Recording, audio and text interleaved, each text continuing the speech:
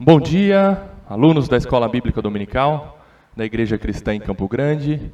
Vamos iniciar a aula de hoje fazendo a oração que a gente sempre pede para o Senhor, né? Para que Ele ilumine as nossas mentes, para que o nosso entendimento seja, de certa forma, preparado para a gente compreender aquilo que Ele quer nos ensinar. Né? E nós dependemos do Espírito Santo, da ação do nosso Deus para tudo, principalmente para compreender a vontade dEle, através dos princípios dEle, da palavra dEle para nós. Vamos orar então? Pai, nós estamos aqui na dependência do Senhor, como tem sido por todos os dias, e nesta manhã, Senhor, se não fosse as Tuas misericórdias se renovarem sobre nós não estaríamos de pé. Nós te agradecemos por Teu amor, graça, justiça, bondade. Agradecemos porque o Senhor tem sido generoso com as nossas vidas também, nos permitindo conhecer a Tua vontade, compreender a Tua vontade e viver através dela, ou para cumprirmos a Tua vontade, tudo por meio das Escrituras e da revelação do Teu Espírito Santo, Senhor. Muito obrigado. Queremos sempre, Senhor, estar calcados, baseados na Tua palavra. Por favor, Senhor, que nós não saiamos nem para a direita nem para a esquerda, mas que o Senhor nos mantenha alicerçados, firmados, baseados na Tua palavra, Senhor, que é a nossa segurança. Assim nós agradecemos ao Senhor e pedimos que o Senhor nos guarde aqui nesta manhã, neste local, livrando-nos de todo o mal. No nome de Jesus, amém. Amém. Muito bem, nós vamos iniciar hoje, com a permissão do Senhor, uma série de estudos a respeito das doutrinas da graça, as doutrinas da graça. E eu estou elaborando as aulas, mas já fiz o cronograma, ou já fiz a programação desta matéria, baseada no livro As Antigas Doutrinas da Graça, do pastor reverendo Paulo Anglada, falecido. E ele escreveu esse livro, As Antigas Doutrinas da Graça, sobre o calvinismo, e nós vamos aprender muitas lições importantes baseadas neste livro, tá bom? As Doutrinas da Graça. Muito bem. E o programa de estudo para nós, nesta matéria, As Doutrinas da Graça, vai ser este. O esquema didático. Nós vamos ver hoje a introdução, pontos importantes introdutórios. Na próxima aula veremos sobre depravação total, e aí nós vamos então entrar ponto a ponto dos 5 pontos do calvinismo, ou 5 pontos das doutrinas da graça. Só que nós vamos ver assim, nós vamos estudar em um dia a respeito de tal ponto, e no outro dia objeções a esse ponto. Nós temos que entender o que aquele determinado ponto do calvinismo é, e aquilo que pessoas, de certa forma, atacam ou contra-argumentam, objeções àquele determinado ponto. Mas você vai aprender que, baseado nas Escrituras, de acordo com a nossa compreensão, não tem como fugir desses 5 pontos do calvinismo. Ainda que haja objeções, o irmão foi muito feliz ao escrever que as objeções são falhas. As objeções muitas vezes são desconexas ao contexto bíblico que aquele ponto está inserido. Bom, mas nós temos que aprender tudo isso. Então veremos depravação total, objeções à depravação total, eleição incondicional, objeções à eleição incondicional, e assim até a perseverança dos santos, ou a preservação dos santos, e a objeção na próxima aula. E por último, na 12ª aula, se o Senhor permitir, estivermos vivos até lá, nós veremos considerações finais. Tá bom? Iniciando então, hoje, iniciando pelo começo, introdução. A introdução, nós vamos aprender sobre o que é, de forma simples, de forma objetiva, mas que você precisa aprender, ou se você já sabe, você precisa relembrar a respeito desses pontos introdutórios, dessas questões introdutórias. Primeiro, calvinismo. Calvinismo. O que é calvinismo? Obrigado. Essa aqui é a nossa. Calvinismo. E o irmão Paulo Anglada nos dá esta definição. Calvinismo, os ensinos do reformador francês João Calvino, que nasceu em 1509 e faleceu em 1564, foram denominados antigas doutrinas da graça. Tudo aquilo que João Calvino ensinou, posteriormente aos ensinos de João Calvino, isto tudo foi denominado antigas doutrinas da graça, ok? E convencionou-se chamar de os 5 pontos do calvinismo, ou seja, porque foram, de certa forma, ensinados por João Calvino. Houve então, posteriormente à vida de João Calvino, houve a sintetização, o resumo de parte do ensino de João Calvino a respeito das doutrinas da graça e, sobretudo, a respeito da doutrina da salvação. Por quê? Porque João Calvino não somente escreveu e ensinou sobre os 5 pontos, ou sobre a doutrina da salvação, e como que a salvação se efetiva na sua vida, na minha vida como crentes. Mas João Calvino tem um ensino vasto. Eu tenho estudado, e irmãos têm falado assim, João Calvino não somente ensinou sobre predestinação, sobre eleição, aliás, isso foi 10 ou 15% do ensino de João Calvino. Se você pegar a obra-prima de João Calvino, aquela mais conhecida, as Institutas da Religião Cristã, são 4 volumes, se eu não me engano, densos, muitas páginas, e ele, dentro desses 4 volumes, ele dedica cerca de 20% para falar sobre predestinação e eleição. Então é, de certa forma, errado falar que João Calvino só falou sobre predestinação e eleição. Não. Nós vamos pegar essa parte do ensino de João Calvino sobre soteriologia, ou seja, João Calvino ensinou sobre a doutrina da salvação. Então, como que Deus salva? Aí ele escreveu sobre como Deus salva. Ele predestina, ele elege, a expiação é eficaz por meio da morte de Jesus Cristo e a perseverança, tudo isso sobre salvação ele escreveu, e aí houve posteriormente à vida de João Calvino, houve a sintetização, o resumo em 5 pontos, sobre a doutrina da salvação, soteriologia, ok? É isso que nós vamos ver. Mas, as antigas doutrinas da graça, aquilo que João Calvino ensinou e os seus discípulos registraram ou sintetizaram em 5 pontos. As antigas doutrinas da graça, na verdade, presta atenção, não são, ou na verdade são, a síntese, o resumo das doutrinas dos reformadores. O que o irmão está querendo dizer com isso? João Calvino não estava sozinho. João Calvino, ele escreveu e ele foi muito firme e convicto a respeito da predestinação, da eleição, como que Deus salva, mas ele não foi voz única no universo para falar sobre isso. Aliás, antes dele, pré-reformadores falaram sobre predestinação e eleição. Os pais da igreja falaram sobre predestinação e eleição. Posteriormente a João Calvino, os pós-reformadores, né? Porque o ápice da reforma foi um pouquinho depois de João Calvino, quando houve o trator da reforma. Quem? Martinho Lutero. Então houve o boom da reforma protestante na Europa e no mundo todo. Martinho Lutero. Mas no ápice de Martinho Lutero veio um pouquinho antes de Calvino, mas antes dele veio John Hus, e veio outros, Santo Agostinho, né? Tomás de Aquino, os pais da igreja, para chegar aonde? São a síntese das doutrinas dos reformadores, que por sua vez nada mais são do que a redescoberta da pregação apostólica do evangelho bíblico. O que é isso? Presta atenção.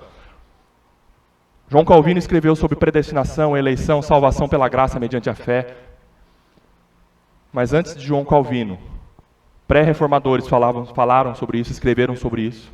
Antes desses pré-reformadores, os pais da igreja falavam e ensinavam sobre isso. Antes dos pais da igreja, os apóstolos falavam e pregavam sobre isso. E eles escreveram sobre isso. Em resumo João Calvino somente ensinava aquilo que estava lá na Bíblia. Ponto. Ele não inventou. Ele não descobriu a roda. Ele ensinou aquilo que estava lá na Bíblia, no cânon dos 66 livros. Legal, né? Muito bem. Então é isso. Calvinismo é isso. 5 pontos do calvinismo. Em 1610, ou seja, 1610, quase 50 anos após a morte de João Calvino, não é? Quase 50 anos após a morte de João Calvino. 1610, cerca de 40 simpatizantes ou discípulos das ideias de Jacob Arminius, um outro homem piedoso, sério com relação às coisas de Deus. Eu tenho lido sobre isso e ouvido sobre isso. A gente não pode falar que Armínio foi um herege, no sentido de falar assim, ó, tudo que ele escreveu é errado, ele foi um homem mundano. Não, ele foi um homem muito sério, ele levou muito a sério o que ele defendia. E ele era um homem piedoso. Marcos Granconato fala sobre isso. Augusto Nicodemos fala sobre isso. Paulo Anglada fala sobre isso. A seriedade de Armínio com relação àquilo que ele entendia e a devoção e a piedade de Armínio para o seu tempo. Era um homem distinto. Era um homem distinto. 40 discípulos das ideias de Jacob Armínio, ele nasceu em 1560 e morreu em 1609. Perceba, Armínio não foi contemporâneo de João Calvino. Eles não viveram na mesma época. Porque às vezes as pessoas falam erroneamente, assim, que João Calvino brigou com Armínio, Armínio brigou com João Calvino, quando eles se encontravam havia debate. Não, eles não se encontraram. Tanto que João Calvino morreu, Armínio tinha 4 anos. Ok? 4 anos. Discípulos de Jacob Armínios redigiram uma declaração, um documento de fé denominado de remonstrância, ou a representação, ou a contestação. Discípulos de Armínio, 40 deles, escreveram um documento. Por quê? Tal declaração foi combatida, eles escreveram esse documento se contrapondo aos ensinos ou às antigas doutrinas da graça formulados por Calvino e seus discípulos. Aqui está o entendimento de Calvino sobre a salvação. E aqui está o entendimento de Armínio sobre a salvação.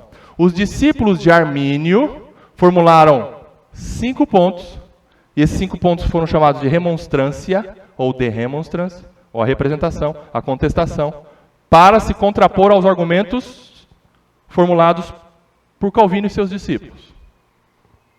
Argumentos que havia ensino sobre soteriologia baseado na salvação pela fé, pela graça mediante a fé, predestinação, eleição, soberania de Deus na salvação, nenhuma participação do homem, ensino de Calvino e seus discípulos. Até aqui não tinha 5 pontos do calvinismo. Tal declaração foi combatida em um sínodo. Sínodo é como que uma reunião, um conselho, uma assembleia, em um sínodo, na cidade de Dordrecht, na Holanda, oportunidade em que representantes protestantes dos Países Baixos, da Inglaterra e da Suíça se reuniram durante 6 meses, de novembro de 1618 a maio de 1619, e formularam os chamados 5 pontos do calvinismo em contra-argumentação aos já existentes 5 pontos do arminianismo, a remonstrância. Os 5 pontos do calvinismo veio depois, para contra-argumentar, porque os discípulos de Calvino, esses 40 simpatizantes, elaboraram esse documento e falaram: o que estão falando sobre o ensino de Calvino, estão ensinando nas igrejas pós-reforma, pouquinho depois aí do ápice da reforma, está errado. Os ensinos de Armínio são mais corretos baseados na Bíblia. Não sou eu que estou falando não, tá? São os 40 que falavam isso. Portanto, vamos fazer um documento para combater esses ensinos que estão infiltrando nas igrejas da Europa, sobretudo na Holanda, na Alemanha, na Inglaterra. Eles fizeram um documento. Esse documento foi rebatido por um documento chamado Cânone de Dort. Foi um documento elaborado nesse sínodo, nessa reunião, pelos defensores do calvinismo, e apresentaram 5 pontos do calvinismo, ou as antigas doutrinas da graça. Aí houve uma denominação clara na Europa sobre as doutrinas da graça, para combater os 5 pontos do arminianismo, a remonstrância. E aqueles discípulos de Armínio eram chamados de remonstrantes, contestantes. Tá bom? Foi isso que aconteceu.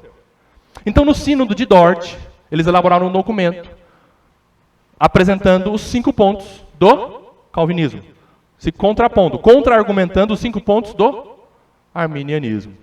Entenderam como é que se deu isso no desenrolar da história? Muito bem.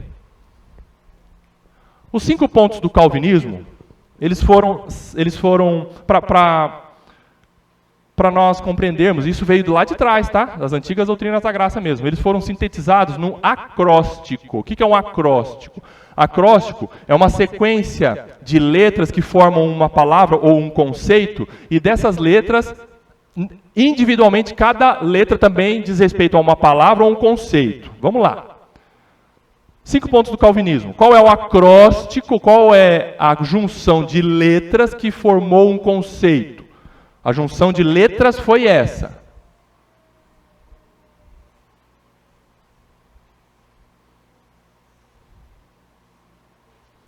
Qual é a junção de letras? No inglês, tá? Foi no inglês. Tulip. Tulip. Isso é um acróstico. Nós vamos montar o acróstico aqui. Então, sintetizaram os 5 pontos do calvinismo num acróstico, numa junção de letras, que formou a palavra tulipa, no português. Por isso que o símbolo do calvinismo é a flor tulipa. Porque a tulipa ela tem 5 partes na sua pétala, digamos assim, né? Uma tulipa, diz que tulipa verdadeira tem 5 partes, pétalas, né? Tulip no inglês. Agora vamos lá, vamos montar então os conceitos para nós fecharmos o acróstico. O primeiro ponto então do calvinismo, letra T. No inglês, bicicleta, não pode falar. Vamos lá. Primeira letra no inglês é a letra T, que formou o conceito total depravação. E o pastor precisa fazer caligrafia, porque a letrinha dele é feia. Tem vezes que eu ou Deus entendemos a minha letra, tem vezes que só Deus. Né? Primeira letra, então, T, total depravação. No inglês, total depravation. Segundo conceito, aqui na palavra no inglês incondicional, é unconditional. Mas aqui, no português, a gente faz assim que os escritores dos 5 pontos do calvinismo, eles usam isso aqui para deixar mais aportuguesado. Uma eleição incondicional. Uma eleição incondicional. No inglês, unconditional election. Vixe, larga a mão, né? Vamos para o português mesmo, né, Diana? Letra U. Terceiro conceito. Limitada expiação.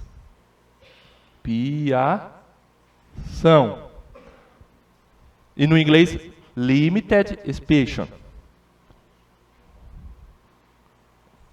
O I. Ixi, eu treinei. Põe no Google lá.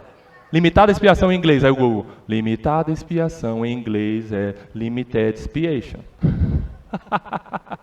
I. Irresistível graça. Irresistível graça. E a última letra do acróstico é a letra P. Perseverança dos santos. Perseverança dos santos. Ou preservação dos santos. Você sabia? Perseverança ou preservação dos santos. Então, nós formamos aqui o acróstico, ou seja, a junção de palavras, de letras que formou um conceito e a junção dos conceitos que formou um conceito. Um entendimento, um resumo de uma doutrina. Aqui, os 5 pontos do calvinismo. Tulip. Uma tulipa em português, ok? Rodrigo, me explica cada um deles. Calma, você tem que vir nas próximas aulas. Hoje eu não vou explicar. Vai ter uma aula para cada um desses e, na verdade, duas. Uma explicando sobre o ponto, outra sobre objeções ao ponto. Gente, esse estudo está maravilhoso. Não por mim não, mas pelo pastor Paulo Anglada. O livro dele é sensacional. É excelente, tá bom? Tá aí então o acróstico. Os 5 pontos do calvinismo que foram escritos, formulados no Sínodo de Dort, em 1600 e... Cadê? Onde é que eu escrevi aqui? 1619, para se contrapor aos 5 pontos formulados pelos discípulos, 40 simpatizantes de Jacó Armínio, os remonstrantes, que eles tinham resumido o ensino de Armínio em 5 pontos, os 5 pontos do arminianismo. Divergências de conteúdo. Há nítidas divergências de conteúdo. Você levando em consideração as questões, ou os pontos, ou os argumentos arminianos e os argumentos calvinistas. São conflitantes. Não se conjugam, não se abraçam. São, de fato, bem diferentes uns dos outros. Vamos ver agora um resumo desses 5 pontos. Com relação ou quanto à doutrina da queda, o que os 5 pontos do arminianismo sintetizou e os discípulos de Armínio ensinaram, e hoje existem igrejas que seguem a corrente arminiana, entendem sobre a questão da doutrina da queda. Arminianos, defende o livre-arbítrio ou a capacidade humana. O homem, em seu estado natural, ele tem em si mesmo a capacidade para responder negativa ou positivamente ao Evangelho. Em si mesmo, ensinam os arminianos, que o homem tem capacidade, de certa forma, para escolher e decidir se sim ou se não, positiva ou negativamente, com relação à sua salvação. A queda não o deixou totalmente incapacitado para escolher no que diz respeito às questões espirituais, sendo uma corrupção apenas parcial. Ok? Agora, os calvinistas falam o seguinte com relação à doutrina da queda. Depois da queda, o homem não tem mais livre arbítrio. Sendo responsável pelos seus pecados, o homem pós-queda tem uma vontade escravizada pelo pecado que o cegou, impedindo-o de discernir e, consequentemente, decidir positivamente, por si mesmo, em questões espirituais vitais para a salvação. Espiritualmente falando, o homem está morto. Para os arminianos, espiritualmente, o homem está doente, machucado. Isso faz toda a diferença. Absolutamente. Perceberam que não se abraçam? Já no primeiro ponto. Não tem como falar assim, é parecido um com o outro. Não, não é. Já existe uma diferença gritante aí. Segundo, quanto à doutrina da eleição. Os arminianos creem na eleição condicional.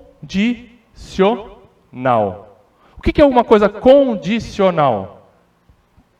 Que depende de uma condição. Para isso acontecer, depende disso. Ok? Para eu fechar um pacote de viagem, depende de eu ter limite no meu cartão. Senão, eu não vou conseguir fechar a viagem que eu tanto quero. Entendeu? Essa condição. Entendeu? É isso. Então, os arminianos, eles acreditam que eles creem na eleição condicional, baseada na presciência de Deus. Veja que coisa sensível. Deus, antes da fundação do mundo, escolheu aqueles a quem anteviu que se arrependeriam e creriam no Evangelho. Deus, lá na eternidade passada, antes de criar o mundo, ele pensou assim, eu vou salvar tal pessoa, mas eu vou salvar porque eu estou vendo que ela vai se arrepender e crer. Os arminianos, de certa forma, creem numa eleição, mas uma eleição baseada numa condição. Que o eleito vai crer. Por isso que Deus escolheu ele, porque Deus viu que ele ia crer. E aí? Deixa para a aula específica, né? Beleza. Vamos lá. A condição, portanto, é o arrependimento e a fé. Deus só escolhe porque viu arrependimento e fé. Muito bonito, hein? Mas isso não vem de Deus? Mas isso vincula a decisão de Deus? Muito bem, isso aí. Esse é o raciocínio. Deus elege aqueles a quem previu que o escolheriam. Sobre o pensamento calvinista a respeito da doutrina da eleição. O calvinismo crê na eleição incondicional, sem condição com relação que interfere ou que dá base para a decisão de Deus eleger uma pessoa. Não tem condição. Pois a escolha de alguns homens para a santidade e para a vida, não se baseia vida espiritual, tá? Vida com Deus, não, vida do morto dar vida, tá? É isso que o irmão está ensinando. Vamos lá. Pois a escolha de alguns homens para a santidade e para a vida não se baseia em nenhum mérito ou virtude humana, nem mesmo na fé ou no arrependimento, mas unicamente no amor e na misericórdia de Deus como expressão da sua livre e soberana vontade. Deus escolhe, e já escolheu, na verdade, todos, o número exato dos eleitos, todos. Mas não é porque ele falou, que bacana, o irmão José vai crer em mim, por isso que eu escolhi ele, não. Ele falou assim, eu vou salvar o meu filho José. Não viu nada no Zé no meio da multidão, nem no Rodrigo, nem no Nilton, nem ninguém. Nada. Que chamasse a atenção de Deus, que fizesse brilhar ali a cabeça do José, chamou a atenção de Deus, a fé e o arrependimento dele para salvá-lo. Não, nada. Nada, senão o amor e a livre vontade de Deus para escolher o José. Por quê? Resposta, porque ele quis. E a resposta do livro em muitos caminhos, e você vai me perguntar determinadas coisas na aula aqui, eu vou te responder assim, desculpa ser tão simplório, mas eu vou responder assim, porque ele quis. Ponto. Mas me explica, Rodrigo. Porque ele quis. Mas, Rodrigo, e aí? Por que ele quis? Porque ele quis. Ponto. Quem sabe nós vamos escrever aqui lá em cima, assim, entre aspas. Porque Deus quis. Essa é a resposta para muitas perguntas dos homens com relação à salvação. Porque Deus quis. Quer nós aceitemos ou não, é porque Ele quis. Tá bom? Vamos lá. Quanto à doutrina da expiação, os arminianos creem no seguinte: o arminianismo crê na expiação geral ou na redenção universal. Ou seja, que Cristo morreu na cruz por todos os seres humanos, indistintamente, sendo que a expiação de Cristo não foi individual, mas potencial. Eles creem que quando Cristo morreu na cruz, Cristo morreu para salvar todos. Potencialmente, possibilitou salvação para todos. É salvo quem? É salvo quem quer. Essa é a resposta clara dos arminianos. Então, pastor, é salvo quem quer. Jesus morreu na cruz por todos. A morte dele é potencial, é indistinta, é suficiente e eficiente para todos. Basta pôr a mão antes de fechar o abacaxi. Né?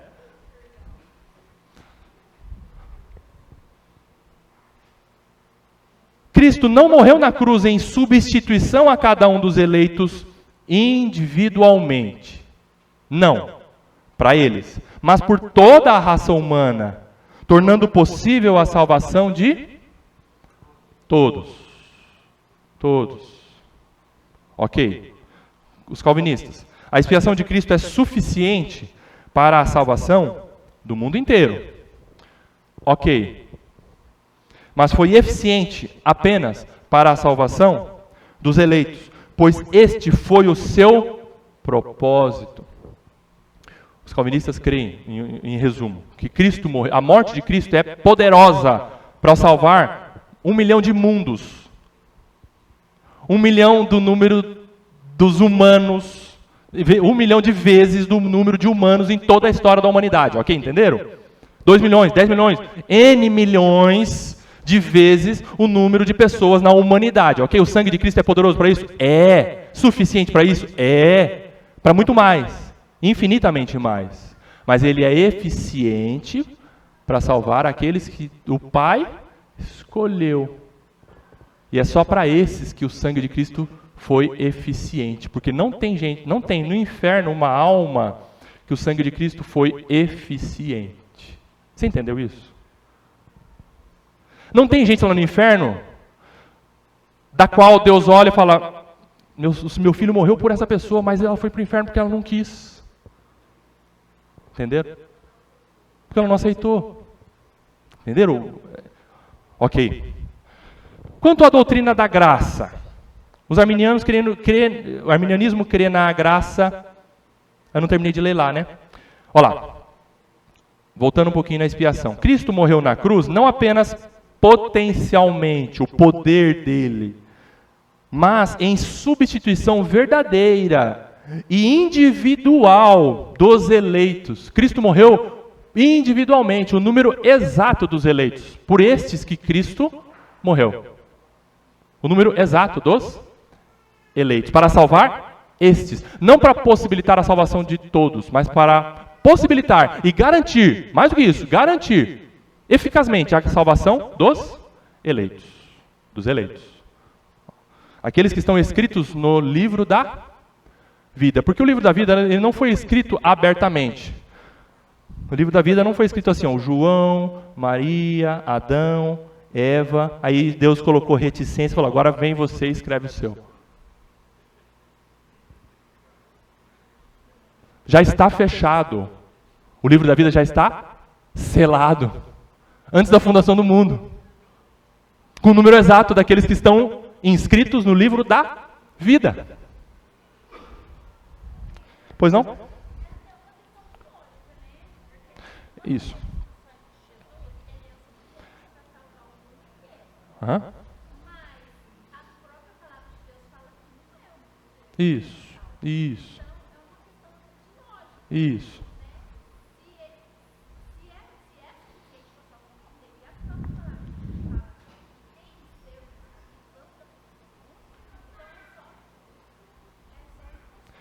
Muito bem, a irmã Elina está falando, mas presbítero, é uma questão de lógica. Sim, é lógico.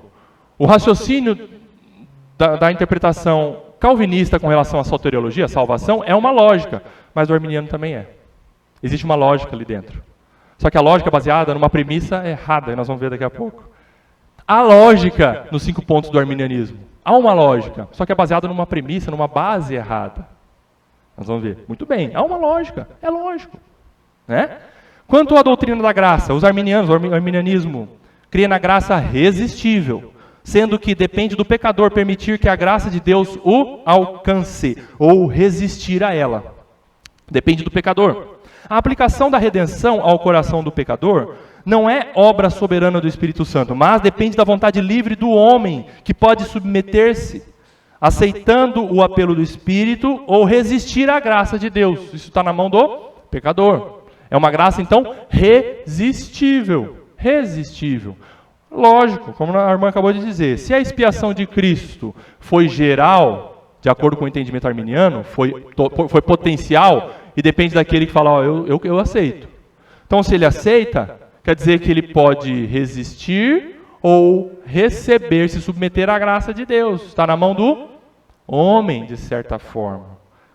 Consequência lógica do raciocínio das doutrinas do arminianismo.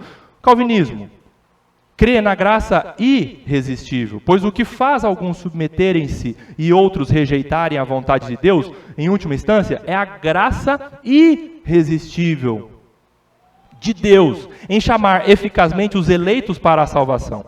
A ação do Espírito Santo no coração dos eleitos é invencível. Ou seja, a graça de Deus chegando naquele coração por quem Cristo morreu, a pessoa não consegue resistir. Aliás, ela não vai resistir. Ninguém que vai para o céu fala, não queria estar aqui. É impossível. A graça é irresistível. Agora vamos lá, vamos correr. Quanto à doutrina da perseverança ou da preservação dos santos, os arminianos, o arminianismo crê na instabilidade da salvação, pois ela pode durar ou não, dependendo da própria determinação humana. O salvo pode, esse é um termo recorrente nas igrejas que são baseadas na doutrina dos arminianos, ou de Armínio. Cair da graça. Cair da graça. Pode efetiva e definitivamente apartar-se da graça de Deus se não permanecer na fé.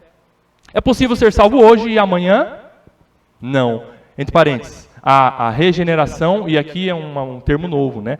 Desregeneração. Desfaz a regeneração. Desfaz o novo nascimento. É um neologismo, né, Letícia? Desregeneração. Da onde? Do livro? Desregeneração. Desfazer a regeneração. Os calvinistas, o calvinismo crê que a mesma graça de Deus que os salvou agirá eficazmente nas suas vidas, de modo que não poderão cair total e finalmente da graça de Deus. A regeneração, a justificação e a adoção são obras irreversíveis, não voltam mais, não se desfazem. Apesar de cometerem pecados, os eleitos jamais se apartarão definitivamente da graça de Deus. Aleluia. É isso que nós vamos ver no quinto ponto, sobre a perseverança ou a preservação dos santos. Mas tudo bem, quem toma iniciativa na salvação? Quem toma iniciativa na salvação? Existem, dentre tantos, existem 4 mais importantes entendimentos sobre quem toma iniciativa na salvação. O pelagianismo foi elaborado por um homem chamado Pelágio, século IV, dizia o seguinte, e alguns seguem essa corrente, do pelagianismo, ou a neutralidade do coração. É o seguinte, um homem aceita a Cristo porque ele escolheu fazer isso. A vontade humana, sem assistência alguma, é a base da sua salvação.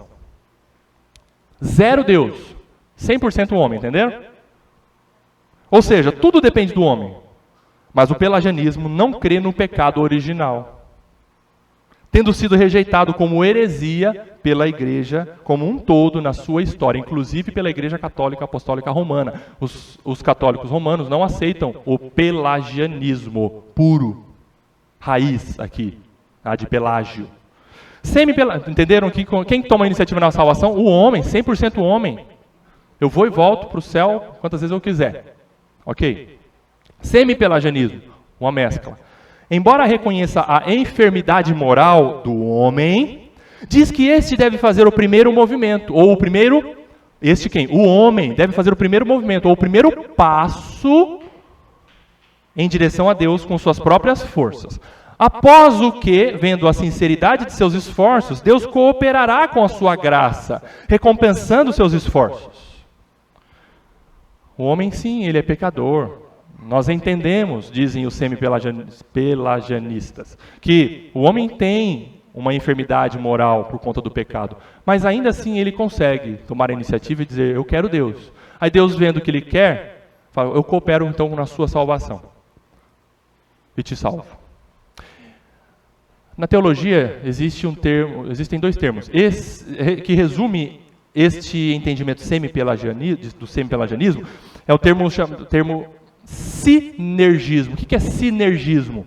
Sinergismo é ação. Sine é a junção de 2 ou mais frentes ou forças. Sinergismo é a junção de 2 forças. O homem e Deus para a salvação. Sinergismo. Arminianismo. Reconhecendo a pecaminosidade, eu não li a última frase lá. Corrente do semi-pelagianismo é uma corrente adotada pelo catolicismo romano e por vários segmentos evangélicos hoje, o semi-pelagianismo. Arminianismo. Reconhecendo a pecaminosidade do homem em decorrência da queda, admite que ele, por si só, é incapaz de arrepender-se e crer. Mas Deus concede a graça indistintamente sobre todos, habilitando-os, ou todos, a cooperarem para que a graça que lhes foi concedida seja efetiva ou não, dependendo da cooperação do homem. Esse é o resumo do arminianismo, ou seja, o homem é pecador, ele tem uma enfermidade moral, mas Deus coopera e permite o que os teólogos chamam de graça preveniente, ou seja, Deus lança uma graça meio fraca, não tão forte para salvar, mas que garante com que o enfermo consiga se mexer um pouquinho e falar, eu quero Deus. ajuda ele. É a graça preveniente. Para fazer com que o homem aceite Deus e a partir daí Deus fala, então você me quer? Então eu vou te salvar. Esse é o entendimento do arminianismo. E o calvinismo? Atribui tudo à graça de Deus. Morto em seus pecados, o homem não pode tomar iniciativa em direção a Deus. Nem cooperar, nem resistir à eficácia do chamado divino. Deus opera a redenção de quem quer e rejeita quem quer, independentemente da vontade do homem. Esse é o entendimento calvinista. E nós vamos ver ponto por ponto nas doutrinas da graça. Então, nós vimos a respeito da salvação por sinergismo, ou seja, a junção de duas forças, duas ações. Os calvinistas creem no monergismo. O que é mono? Ismo, a ação, ergon, ação. Monergismo, a ação de um lado só. Adivinha de quem? De Deus. Adivinha? Arminianos, adivinha aí, vai lá, fala aí. Brincando. Nós somos monergistas. Nós, eu digo enquanto ICCG, tá? E se você está aqui inscrito no hall de membros, você se submete, você declara a plenos pulmões, eu sou monergista. Creio na salvação unilateral da parte de Deus. Aleluia. Porque eu sou calvinista? Ok. Não, porque eu sou crente também, porque eu creio em Cristo, porque eu creio na palavra, na doutrina dos apóstolos. E sou muito grato a Calvino por ter escrito com tanta sabedoria esses ensinos. Não é? Muito bem. Vamos lá. Mas por que então? Qual é o motivo? Os motivos para entendimentos conflitantes. Perceberam? Existe caminho para cá, existe caminho para cá, existe caminho para cá, parece que para todos os lados existe certo conteúdo de argumentação. Por quê? Qual é o motivo para entendimentos conflitantes? E daqui a gente vai encerrar. O pastor Paulo Anglada escreveu que entendimentos conflitantes existem por conta, primeiro, de ponto de vista inadequado. O que é um ponto de vista inadequado? Enquanto a Terra era tida como o centro do universo, a Terra como o centro do universo, não se conseguia ver a ordem do sistema solar. Lá atrás, século XVI, XVII, a Terra era tida como o centro do universo. Galileu Galilei, né? E aí por aí afora começaram a ensinar sobre Galileu lá atrás, muito antes, né? Tudo bem. Entendia-se na humanidade que a Terra era o centro do universo. No momento em que se passou a olhar o sistema solar tendo o Sol como centro do universo, a ordem existente se revelou. Estudiosos perceberam que o Sol era o centro do universo. Aí tudo fez sentido. Os planetas começaram a posição dos planetas começou a fazer sentido. O cálculo do tamanho das galáxias passou a fazer sentido. Por quê? Porque entenderam e chegaram na definição correta de que o Sol era o centro do universo.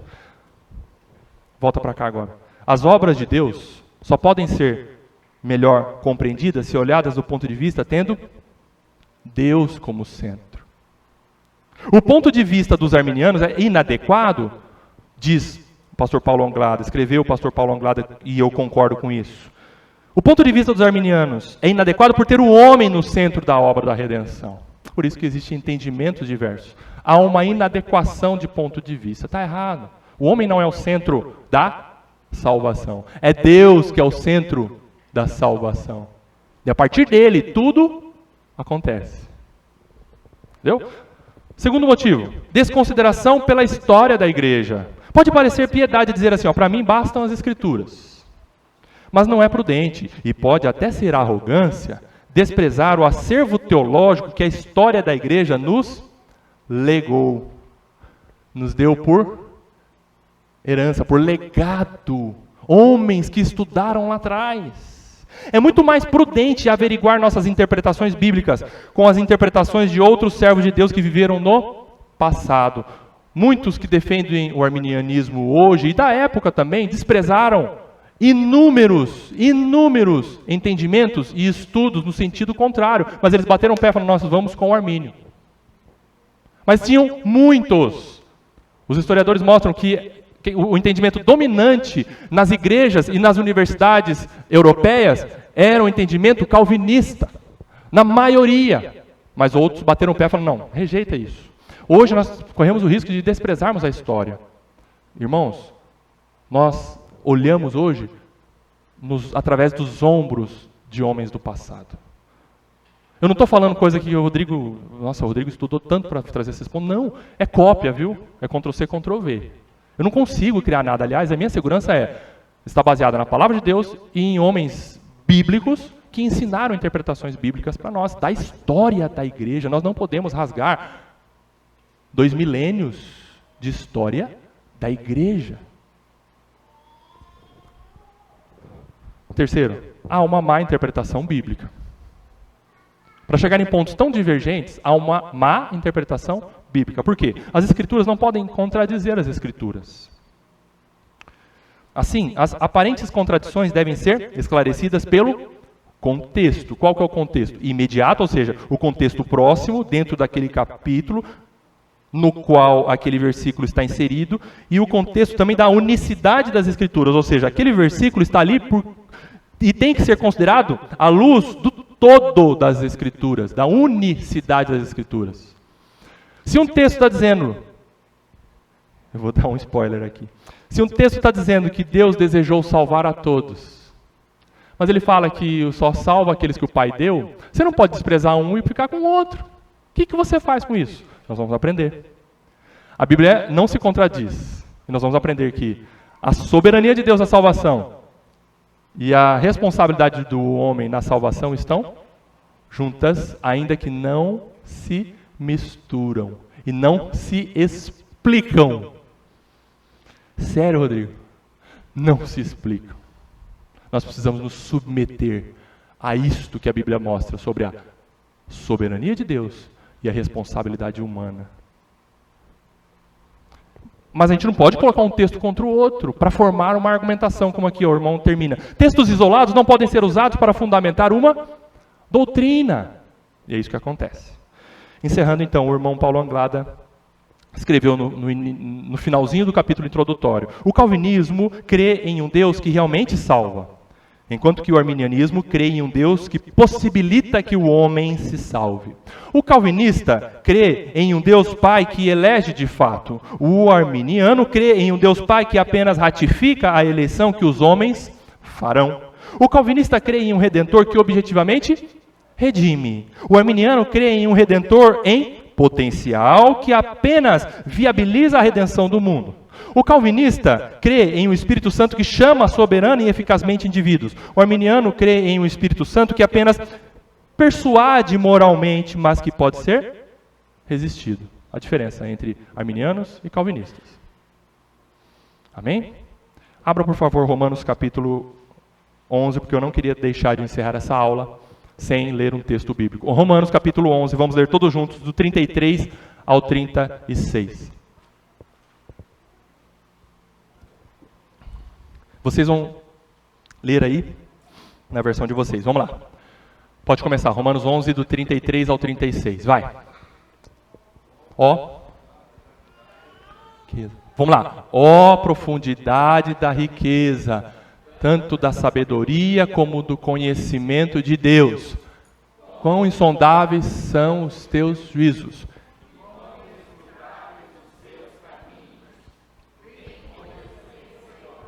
Senhor, ou quem foi o seu conselheiro, ou quem deu